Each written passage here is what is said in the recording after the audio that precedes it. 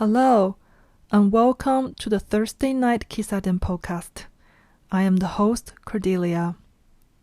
Today, in this episode, we're going to talk about a manga called Maiko-san no Makanai San, Kiyo in Kyoto, or the Makanai, cooking for the Maiko House, and a little bit about its adaptations.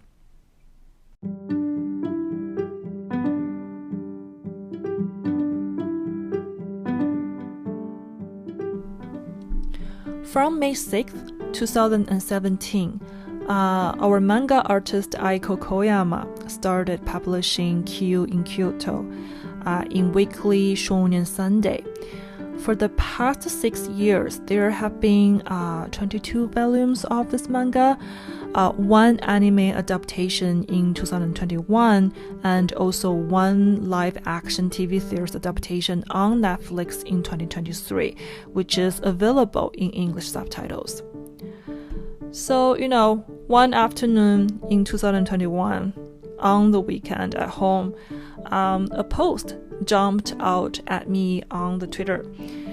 Someone posted, "Everybody must go read this manga, please, because after reading it, you will feel released, comforted, and also warmed up."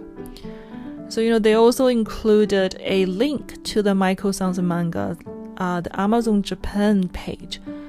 So after chatting, with the editor of this podcast, who also highly recommended it, I ordered this manga from volume 1 to volume 19 that time and finished reading them all within 2 weeks.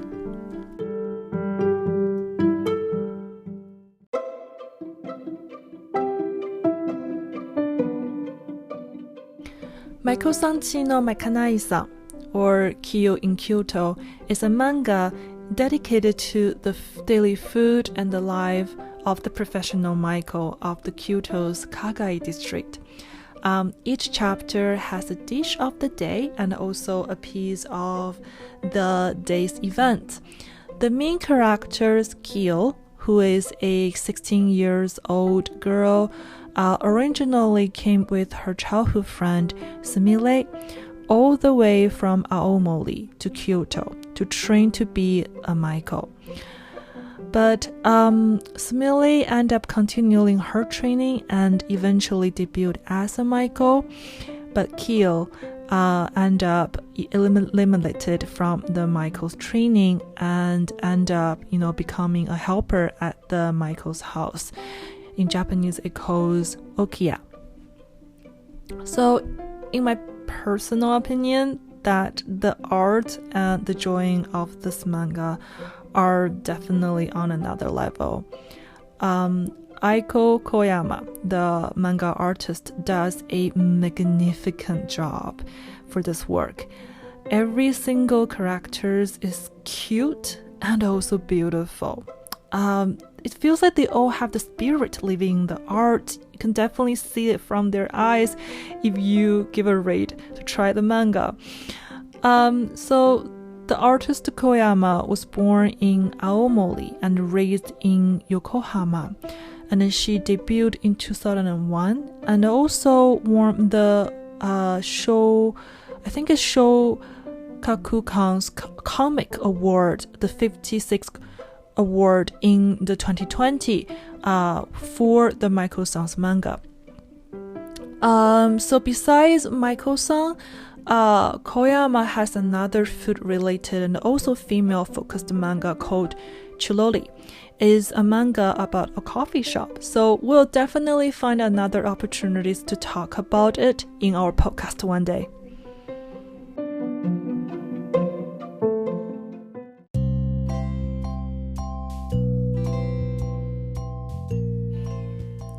So just from the summary of the story, this manga seems like it should be a story of struggling to give up your dreams and change your life path, right?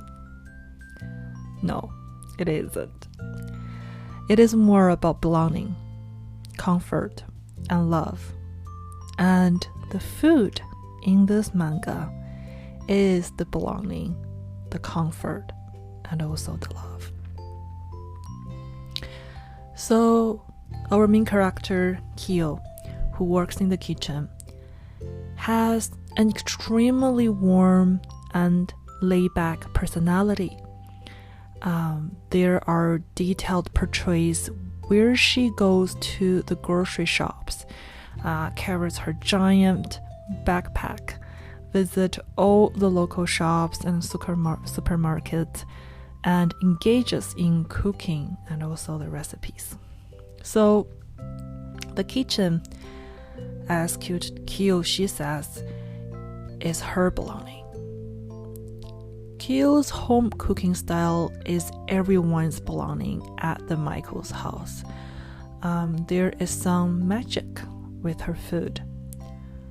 Her food comforts almost everyone's heart and spirit, like the hot bath after a hard working day in the cold winter.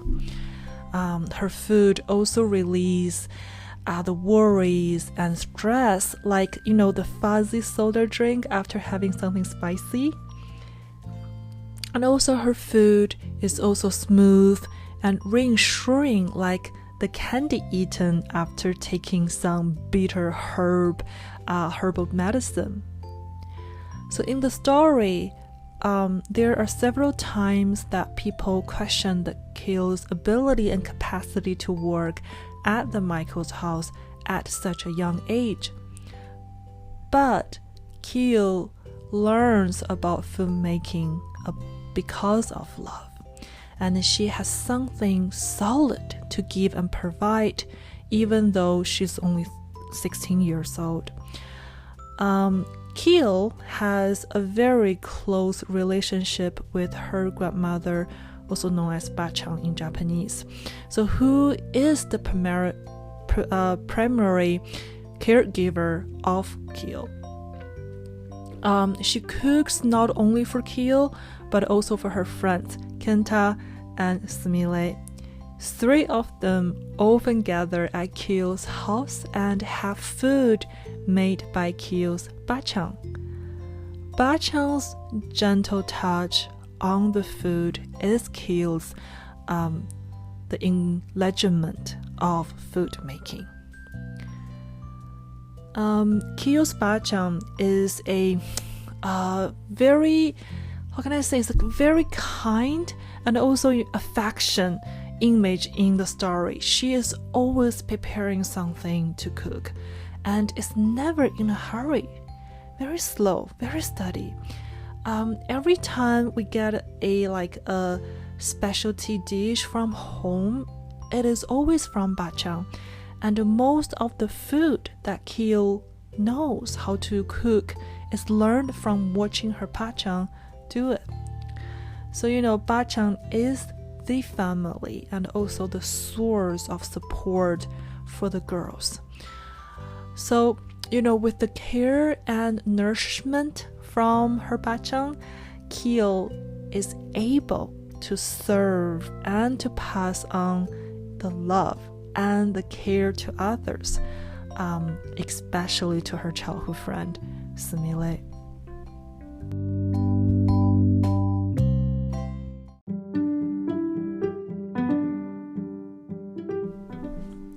The relationships and friendships in this manga have moved many readers.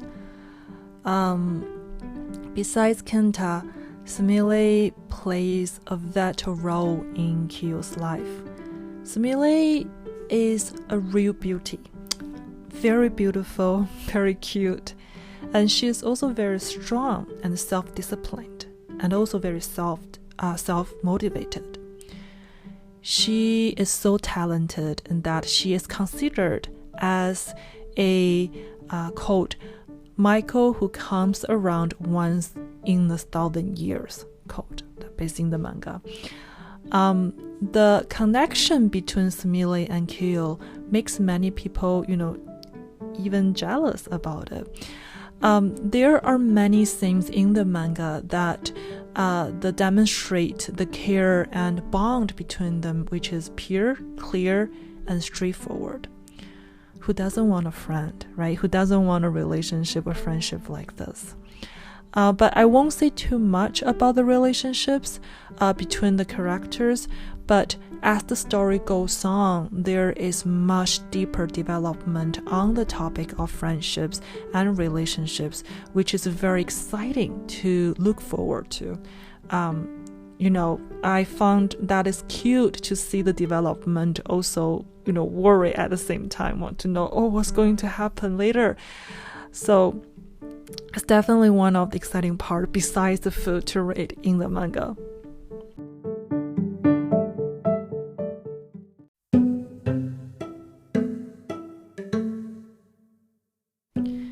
So here, let's also touch on a bit about the Maiko and also geisha traditions in Japan.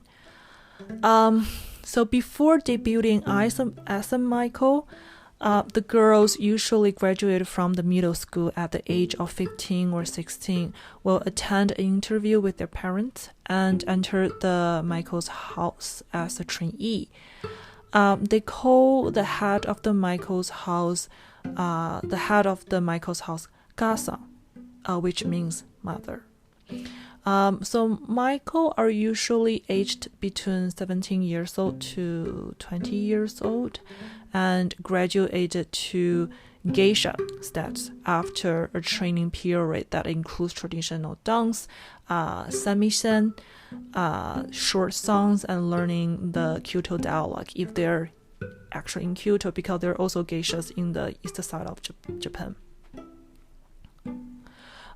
When a girl becomes a Maiko, they will be given an art name and will be given a sister, like a mentor who is usually a geisha already, mentoring them through their career. In the Maiko-san's manga, Sumire is later named Momohana, which means the hundreds of flowers, and is mentored by her sister Momoko, who is a top-ranked geisha in the story. Currently, both still, in the present days, that the Maiko and also geisha are considered as the cultural heritage, but we cannot ignore the dark side of the traditional industry. So last year, a former Maiko shared her experience on Twitter and attracted a lot of attention. It was huge and very critical, in my own opinion. Yes, it's very critical. I read all the posts and I just so appreciate her courage. She's so brave to share so much about her experience. After reading what happened, I can't help but thinking back to seeing geisha and Maiko-san, walking in a hurry in the dark alleys in Kyoto, without really seeing their face or their facial expressions because usually it's so dark. I wonder what is the meaning of keeping these traditions if every one of them has a similar experience.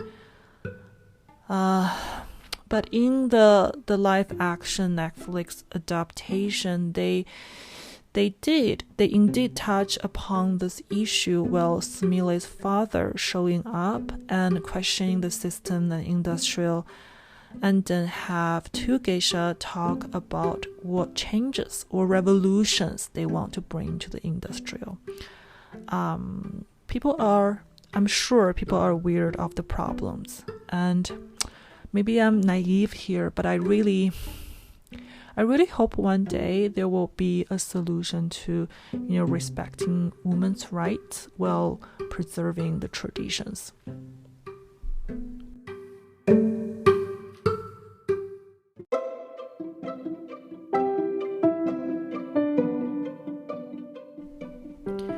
I think it is still so worth having this manga adapted into a live-action TV drama to preserve and display the traditional culture of geisha, Maiko, and also Kyoto.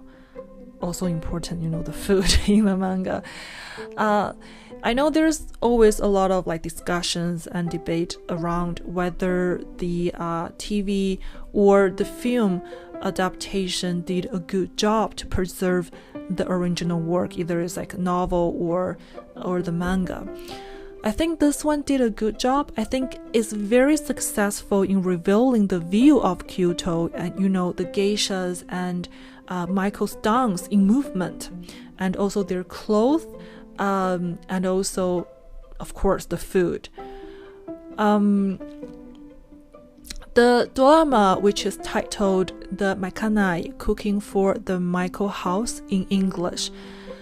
And if you go to their website before you watch it, you will notice that it has a great star team and production working in the background, and also does an amazing job with the cast selections. I won't share too much about the cast selections or the cast here in this episode, because I really hope my listener can give this TV show a try, since now it's available on the Netflix, also available in the English subtitles. There are just so many big names in this show. I was screaming and yelling while I was watching it because I was so excited to see there's so many stars in this one work. And all those cast and stuff, they definitely guarantee this adaptation will be a good one. So the TV adaptation is actually produced by Genki Kawamura, who is a famous film producer as well as a novelist. I first got to know this name is actually by his book. The book titled is If Cats Disappeared from the World, Sekai Gara Neko ga Kieta Nara, was adapted into a movie and also translated into more than 8 languages, which is also including the English. If you're interested in this title, you can definitely find this book in your local library as well as the local bookstores. And also the director of this TV adaptation, Horokazu Koreeda, is a film director, producer, screenwriter, and also editor. He is one of the most influential directors in Japan right now. So in 2018, his film Shoplifters Manbiki Kazoku won the Best Film Award at the Asian Film Awards, Cannes Film Festival, Denver Film Festival, and also Japan Academy Prize, and many, many, many others. I just simply lost the count there. Most of his work are focused on female empowerment and also family. In most of his films and also TV shows, female characters are strong, are valued, human, and very beautiful inside out. So he has this very poetic narrative style that focuses on the individual in the world, which is usually a lot of those films and movies not display those part. So as one of his fans, I have to say, I was so glad to learn that he was the director for the Maiko-san's TV adaptation, since this is a very heavily female-focused manga, right? And the most shocking and also surprise part, which is the soundtrack for this TV adaptation, was written and produced by Yuko Kanno, who I really don't need to introduce to those who watch anime. This is a big name. This is not an unfamiliar name. How can I say, the music, I really believe the music for this adaptation brings out the art in the manga, brings out the atmosphere in the manga, and also brings out the world view the artist Aiko Koyama tries to build. It's hard to describe with the language, so the original soundtrack can be found on the Spotify right now, and you can also find the link in the description box. Even just after watching the show, the music, the humming sound, the very light spirit music will still stay in your brain and actually have some, make you feel happy and feel very lifted. Just to have the rhythm, melody in your brain. So overall, I think this is a high level drama production and really worth watching.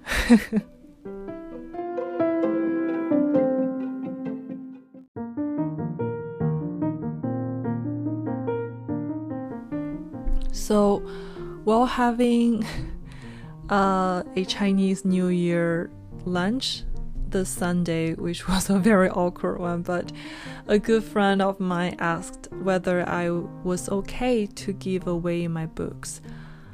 I remembered I said yes immediately, but afterwards I realized there were some books that I would never let go of. Never.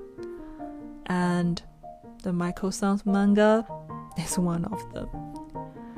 I really wish I had told my friend that I would never let my Maiko-san volumes go. But, because I will need their company a little bit longer. The belonging, the comfort, and the love a little bit longer. So I hope you enjoyed this episode, and after this, when you have time this winter, please try this manga and its Netflix adaptation. It will warm you unexpectedly. This episode is edited by Grace and written by me, Cordelia. Thank you so much for listening, and I will talk to you in our next episode.